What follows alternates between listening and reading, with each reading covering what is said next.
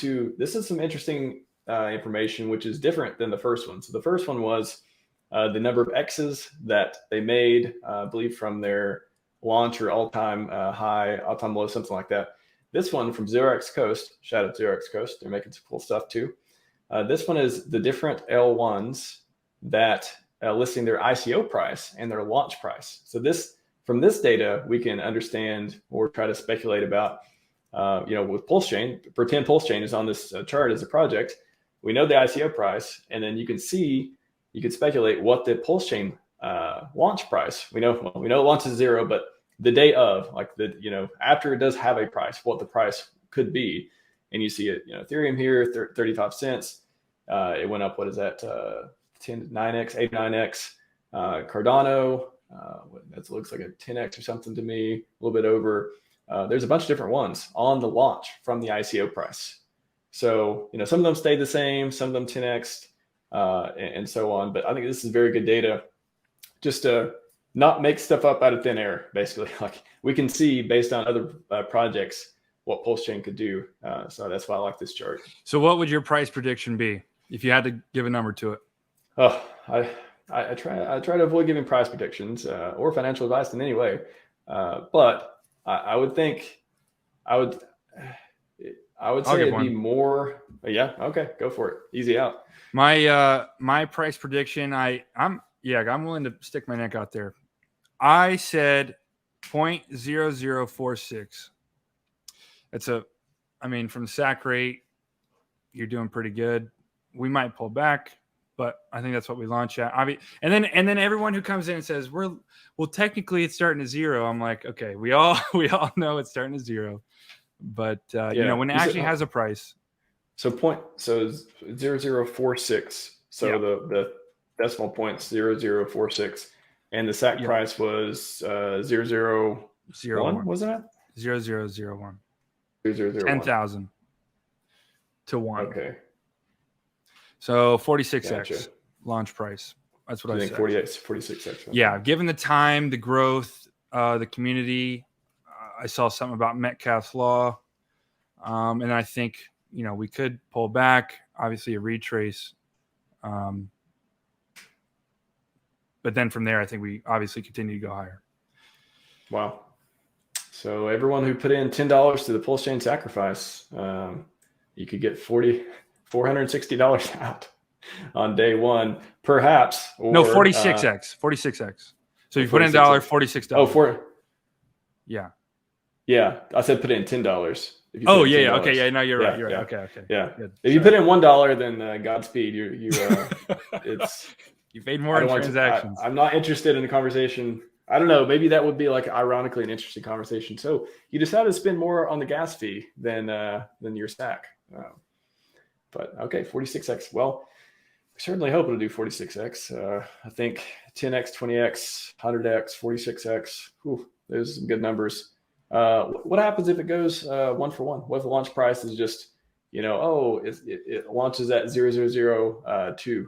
Or if it launches the same or close to what we the people who sacrificed, the people who had conviction and didn't invest sacrifice for freedom of speech or freedom of movement, for a project that we believed in. If it's anywhere near that, I would say that the market is incredibly emotional, and I would be buying more. That's what I'd be doing. Yeah, I can't think of a scenario that would make sense where just all the projects launching, all the people involved, all the investors who've been waiting forever. I know a lot of people want to sell. A lot of people want to sell as soon as it comes out, just because they have whatever reasons they oversacked or whatever it is. But I just cannot see there not being a huge. I don't know. I can't imagine a world where there's not this just euphoric in some way, just because, not just us, not just the people who sacked, but all the marketing, all the Twitter buzz, all the just people talking about it online and getting other people in, and especially at that price. Can you imagine Twitter if it just does like a 2x or something, and they're like, "Oh my gosh, amazing opportunity!" Can you imagine Twitter just exploding? I'm preparing myself for both sides, because the amount of FUD that Hex experienced when it launched was severe, and it turned out to work very well. So if we get, one of these things where the FUD happens, I'm still going to be diehard about it. And that's a very risky play, and I'm risk averse. I have no problem doing that. I'm at a position where, I can take chances and be fine about it. But so if we do that, then that's one thing. But yeah, I'm excited. What about PulseX? What did you sack for PulseX or are you excited about that? Okay. PulseX was even. Oh yeah, okay. The thing I was gonna say is never. Oh my gosh, the marketing has been built into it, and I'm talking about PulseChain. The marketing has been built into PulseChain. That is gonna be like severe. Like we've never seen anything where you have that many people with things of value in their wallet, like already. They're gonna go check it out. They're gonna be like, oh, I mean, you think about how many wallets are on PulseChain, or I mean on Ethereum. On Ethereum, something million. There's millions. Good question. Yeah, there's millions. Many Ethereum wallets. We have the power. Unique address, 186 unique million. Addresses, 221 million. Yeah, 219 million. There are going to be 221.26 million PulseChain addresses, unique. Unless, we obviously get rid of some. We're not going to give them to Mt. Gox. There's going to be a select number that Richard Hart has said that we're not going to let participate in our ecosystem because they are negative for the entire space. So like the no-fly list, got the exactly. no pulse list. Yeah. So yeah, PulseX. I'm even more bullish on PulseX. I haven't heard anyone else, and like I've looked, but there has never been a coin like this where real world transactions translate into buy pressure and increased scarcity. So there's this, and I put out a video. This might have been a year ago now, but when PulseChain SAC was announced, and I'll shout him out. I basically copied K4K Crypto, but he was talking about it. But this idea is original. This idea is my own.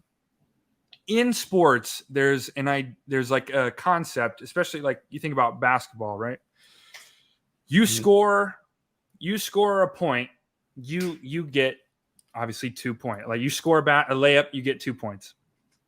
But you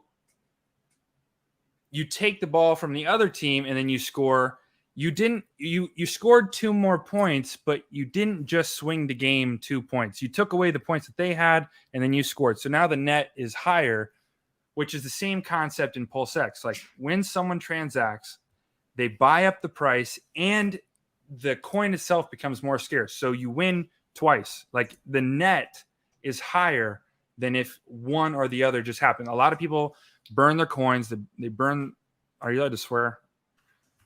Sure. Yeah, you're my guest. They burn the fuck out of the coins. Me to do. There you go. They burn the fuck out of the coins, and they're like, "Oh, we only have a couple coins left," and it's like automatically scarcity does not equal value.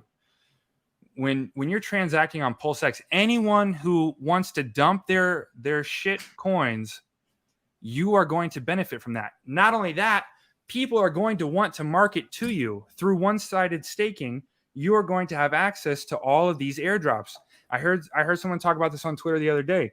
This is going to be the new mechanism by which people airdrop coins to people. It is free marketing to anyone who has a PulseX coins. They're going to give you coins, and who else would you rather give it to? We don't sell. we don't sell. So it's like all the price cares about in speculative instruments is that more people buy than sell. And who better to give your coins to than people who don't sell?